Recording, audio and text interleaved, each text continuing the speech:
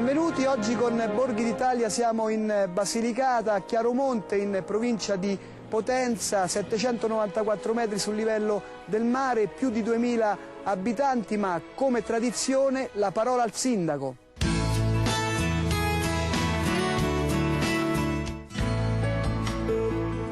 Il comune di Chiaromonte si erge su una collina a 794 metri di altezza. È un comune molto antico, le sue origini risalgono all'età dei comuni, più o meno.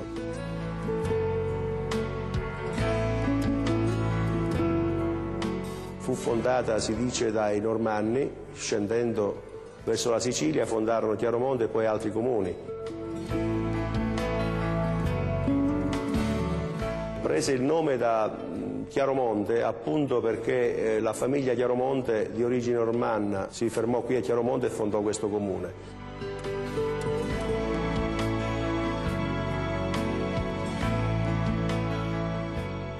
Originariamente era protetta delle porte, delle mura di cinta, delle porte che si chiudevano la sera e quindi non permettevano l'incursione di persone che magari di notte potevano creare problemi alla popolazione.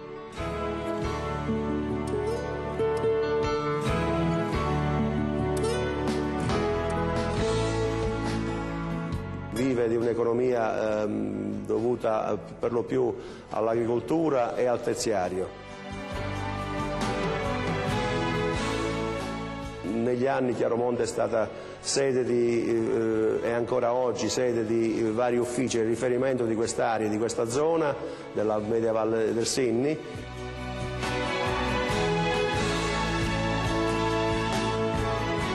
È un borgo che sale verso il castello perché il castello alla sommità del paese rappresenta, diciamo, la nostra storia. Il castello è il castello degli antichi proprietari di questo comune, i Sanseverino, la famiglia di Sanseverino. Da lì noi possiamo dominare tutto il territorio a 360 gradi. Chiaromonte, dicevo, confina con 14 comuni intorno. Ha un territorio vastissimo, è ricco di boschi, è ricco di tante risorse naturali.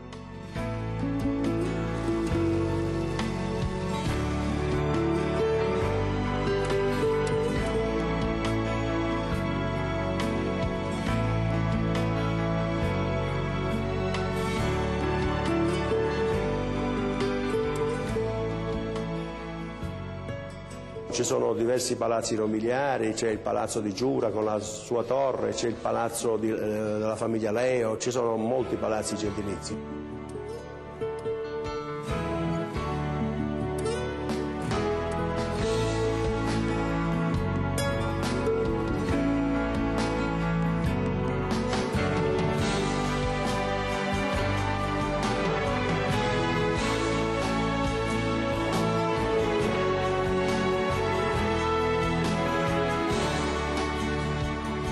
Gli antichi costumi erano l'uso della legna, quindi riscaldarsi col camino, quindi nel borgo antico troviamo molti camini che si ergono vicino alle case, a fianco alle case, appunto per permettere a questo fumo di uscire.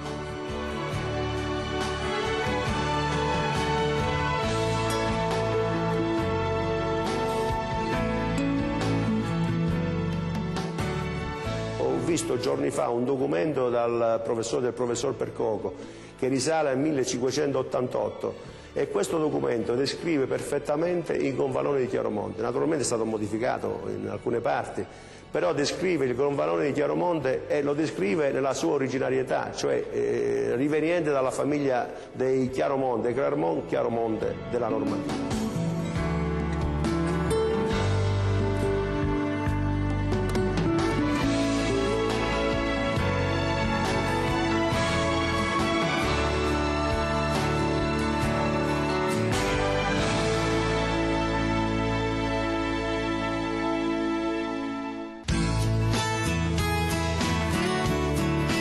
Il nostro itinerario alla scoperta di Chiaromonte in provincia di Potenza, andiamo ad incontrare il parroco.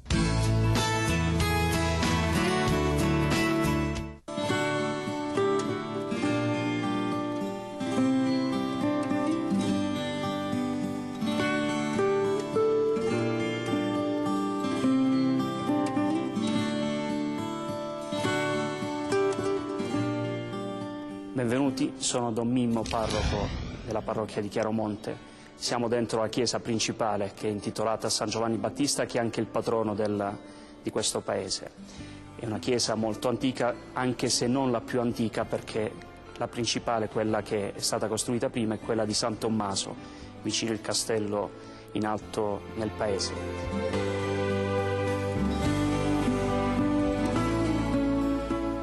Questa chiesa però è importante non solo perché è dove si svolge normalmente l'attività della parrocchia giornaliera quotidiana, ma anche perché al suo interno custodiamo il corpo del beato Giovanni da Caramola.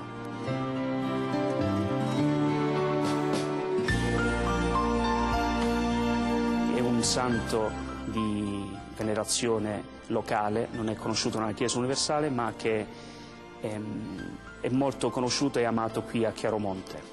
A dire la verità sono due i santi venerati in questo posto, uno è il beato Giovanni da Caramola, l'altro è Sant'Uopo.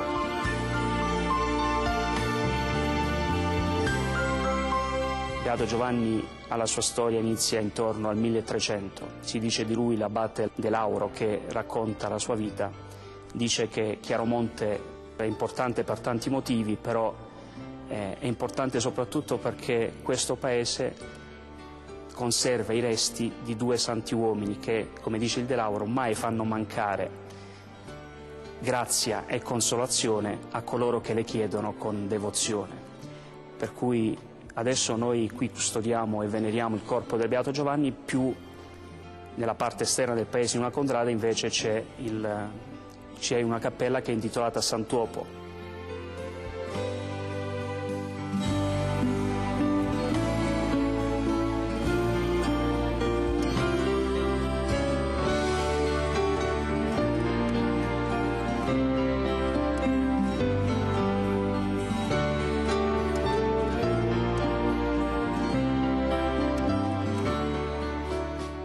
Questa chiesa è anche molto importante perché conserva al suo interno alcune opere di notevole valore artistico.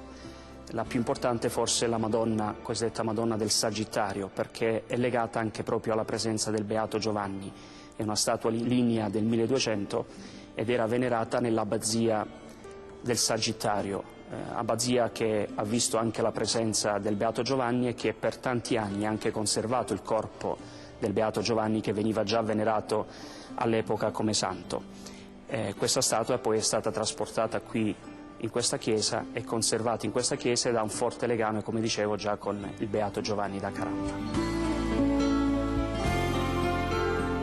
Altre opere di notevole valore artistico sono il quadro della Madonna del Rosario con la raffigurazione dei 15 misteri del Rosario,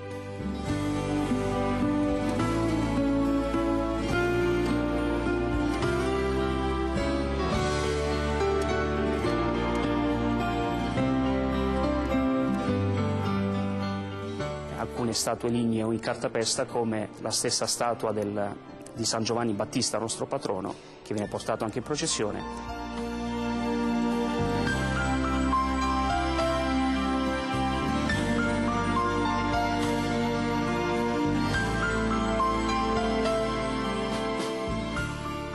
È la statua della Madonna della Pace, la coprotettrice di Chiaromonte, perché è stata scelta come protettrice proprio all'indomani della prima guerra mondiale, quando tutti avvertivano il desiderio della pace, per cui è iniziata da quegli anni questa tradizione che vuole la Madonna della Pace, venerata col titolo di Regina della Pace, come protettrice di questo paese.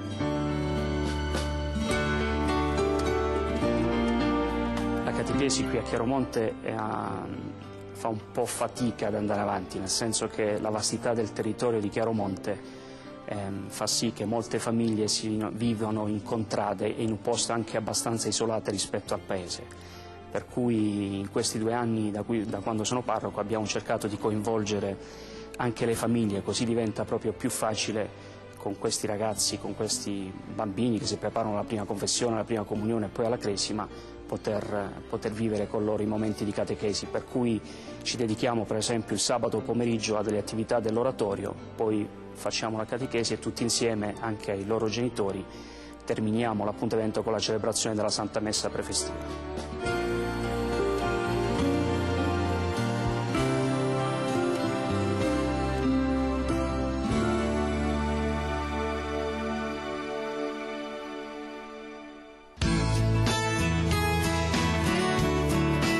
Chiaromonte ha senz'altro una storia antica.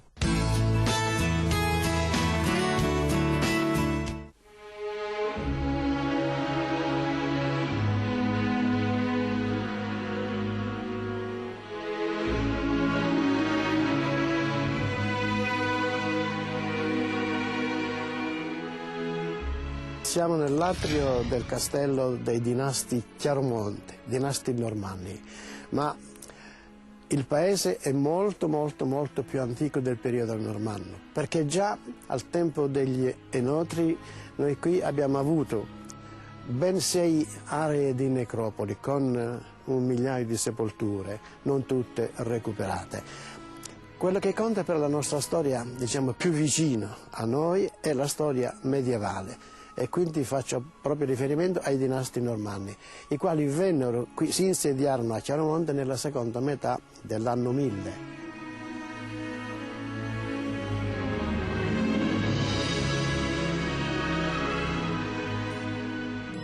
Ovviamente il discorso da fare sui normanni è quello a favore della Chiesa, perché si sa erano stati chiamati anche dal Papa per combattere i bizantini. Qui era tutto bizantinizzato il territorio, perché era la zona del Latinianon. Il primo conte normanno che si insediò a Chiaromonte nel 1074 fu un certo Ugo, che proveniva dalla Piccardia, Ugo le Borgne, cioè Ugo Monocolo, che a Clermont-de-Loise aveva già il suo seguito ed era addirittura sposato con una certa Emma. Quando venne qui da noi si sposò con una certa Gimarga, signora di Teana, un paese qua vicino, che era di origine bizantina.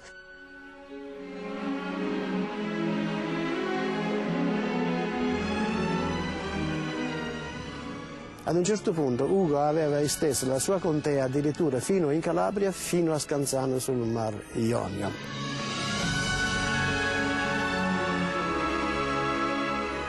I Chiaromonte restarono come dinasti qui fino al 1319, perché l'ultima discendente di Ugo sposò un conte della famiglia Sanseverino e quindi dal 1319 in poi si può parlare di Sanseverino.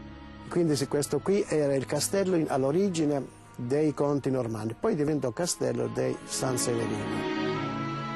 Le imprese che questo Ugo fece sono tutte riportate dallo storico francese Léon Robert Ménager. Una curiosità che sfugge alla maggior parte dei lettori è che questo Ugo con la sorella o presunta figlia Albereda risultano essere nel Necrologium Venusinum, e dice Robert Ménager perché di sicuro Ugo e Albereda avevano fatto delle donazioni all'abbadia della Trinità di Venosa, infatti risultano essere sposati lì, anche se qualche storico ha scritto che Albereda è il frutto della fantasia degli storici medievali.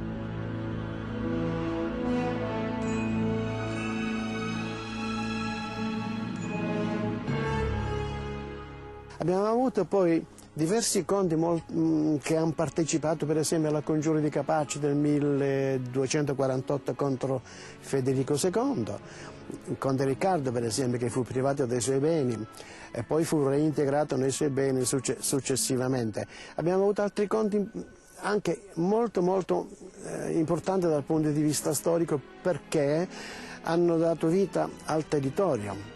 Ebbene, quello che vorrei dire è che per il paese non possiamo parlare soltanto dei conti del castello, ma anche del paese. Il paese, come vi dicevo prima, ha avuto una realtà storica molto importante dal punto di vista delle sepolture enotrie e anche romane, e in più c'era un'area sacra con un santuario di una divinità femminile dove sono state recuperate monete, cartigli, bronzei, vasi, statuette votive, oltre 200 statuette votive e così via.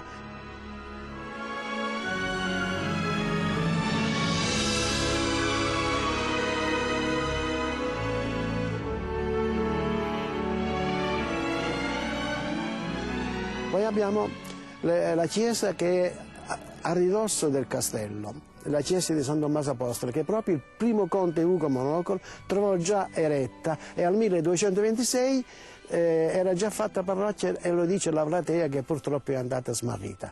Poi c'è la chiesa di San Giovanni giù, che non si sa se fosse San Giovanni o San Niccolò la piazza, come recita un documento cartaceo in mio possesso del 1739.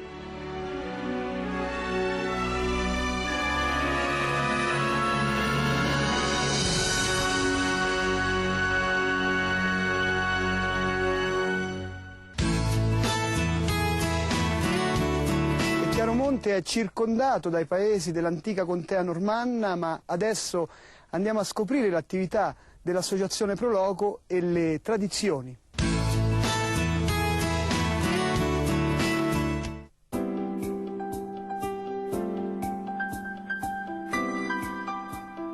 La Pro Loco Le Torri di Chiaromonte è composta da circa 35 persone, di cui io sono presidente.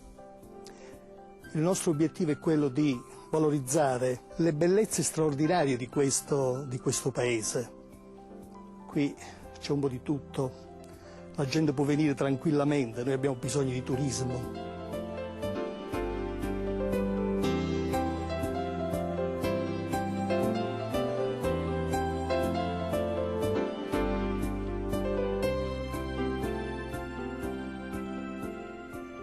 Nell'ambito dei compiti attribuiti alla Pro Loco Le Torri di Chiaromonte, essenzialmente c'è la valorizzazione e la promozione del territorio.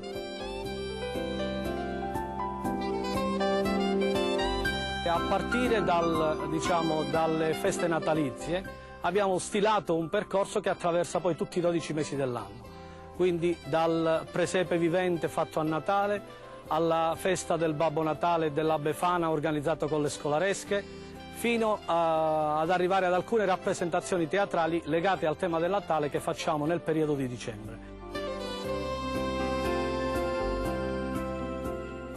C'è il Carnevale che l'anno scorso un'associazione di Chiaromonte, un'associazione culturale, ha portato avanti e ha sviluppato in maniera importante. Nelle vacanze pasquali e subito dopo il percorso tematico delle feste è legato soprattutto al tema dei fiori. E quindi abbiamo l'addobbo floreale del centro storico, che è un discorso molto importante, che noi abbiamo messo molto in risalto nei nostri obiettivi. E in più c'è la festa del Corpus Domini, in cui facciamo una infiorata del Corpus Domini.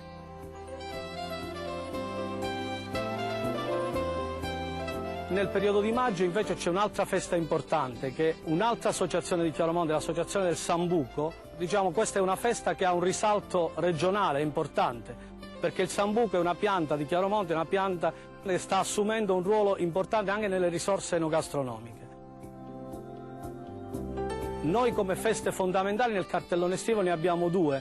C'è una festa nel Parco Urbano delle Cantine, quindi un festival delle tradizioni della musica popolare, che si svolge generalmente il 13 agosto, e in cui si unisce alla valorizzazione dei luoghi la valorizzazione delle tipicità locali.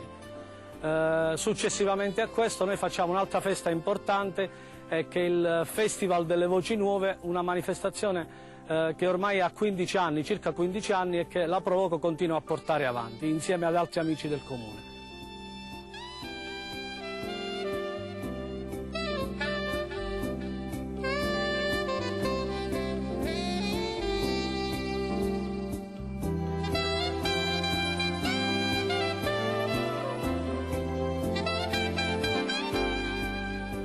Giusto per citare che una delle manifestazioni importanti c'è la festa del tartufo bianco, della degustazione del tartufo bianco del Serrapotamo, del Sinni Serrapotamo.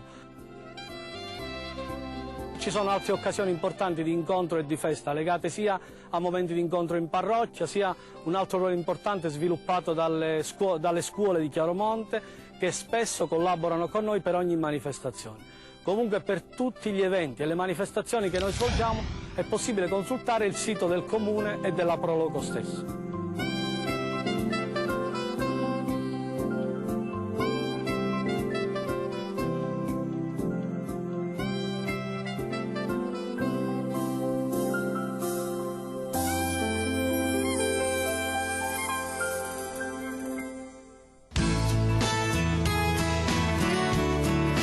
la storia e le tradizioni andiamo a conoscere le tipicità e la gastronomia di Chiaromonte in provincia di Potenza.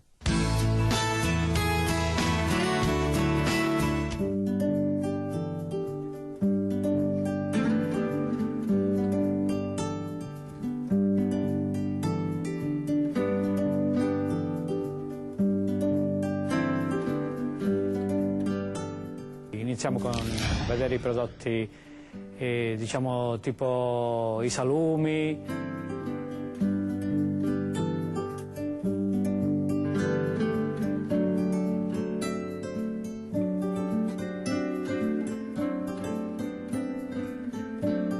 i formaggi e quant'altro. Comunque tutti i prodotti di aziende di Chiaromonte. Ci tengo a dirlo perché è una cosa che non ce ne sono molte aziende, però quelle che ci sono producono ottime cose e da qui vediamo i risultati. Di fronte a me ci sono delle paste fatte in casa. Diciamo che il nostro vanto è la scatiello di mischiglio, che è un prodotto tipico di alcuni paesi, soprattutto di Chiaromonte e alcuni paesi limitrofi. È prodotto con farine miste, quindi farine di grano duro e farine miste, quindi c'è l'orzo, il favino, ceci e farro. Poi ci sono i fusilli, o cosiddetti frizzuli in dialetto, fatti con mollica di pane, cacio ricotta e zafarane cruschi, peperoni cruschi, che diciamo questo tipo di peperone crusco che vediamo qui vicino, che sarebbe poi il prodotto, diciamo, del territorio, quindi di Senise, Chiaromonte, naturalmente questi sono produttori chiaromontesi, però diciamo, la natura è senisese. Allora, il terzo piatto da presentare per i primi sono dei cavatellini, noi li chiamiamo in dialetto zin zin, cosiddetti, sono dei cavatellini, la loro particolarità sono di farro, con la farina di farro e sposano molto bene con i fagioli locali. Ci sono i funghi porcini trovati ieri, veramente freschi. Poi qui ci sono, diciamo, anche le carni, quindi questo qui, diciamo, è uno spezzatino tipico locale. Poi qui abbiamo dei dolci tipici di Chiaromonte e prodotti qui da una pasticceria che ha anche il vanto, diciamo così, di produrre dei liquorini fatti con il sambuco, che è un arbusto spontaneo che nasce qui, in alcuni territori qui e anche nel nord Italia. Beh, dopo questa presentazione spero che vi aspettiamo in tanti a Chiaromonte, l'ospitalità è buona, l'aria è ottima, siamo a 794 metri sul livello del mare, quindi penso che più di questo. Grazie e arrivederci a Chiaromonte.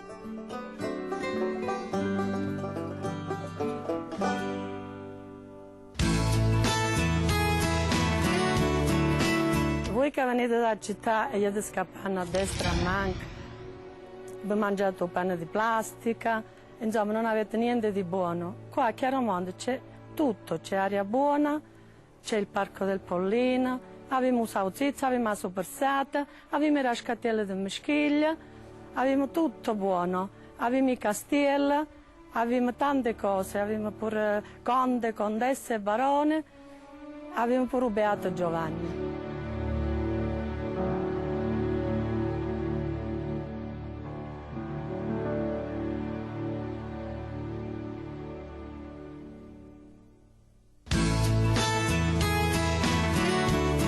Chiaromontesi vi aspettano in tanti, visitate questo paese della Basilicata in provincia di Potenza, ma ricordate di visitare anche tutti i borghi d'Italia che vanno gustati non solo con gli occhi ma anche e soprattutto con il cuore. Per rivedere tutte le puntate potete cliccare sul nostro sito, ma adesso restate in compagnia degli altri programmi di TV2000.